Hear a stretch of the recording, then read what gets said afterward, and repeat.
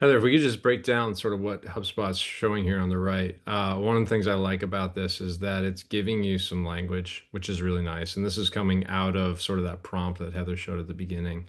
But essentially, it's pretty generic language. You can configure it, or you can, make some training to the agent to help it make something that's a little bit more personalized for your business.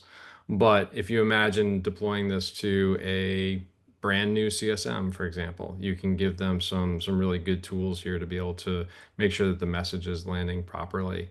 And then it does try to anticipate some of your needs here. So it talks a little bit about breaking it down. Jen, you asked earlier about like we'll tell you sort of the trending or why it's changed. This gives you some of the insights into what the agent is pulling and why it's pulling that information. So if you scroll up a little bit, please, on the right, Heather, talking points, nice suggestions. An experienced CSM may not need this, but maybe a more junior member might be really useful for them in terms of, making sure that they're having the right impact in the next phone call and then the next best actions. These are some of the things that you would ask your team to do, in a certain risk scenario.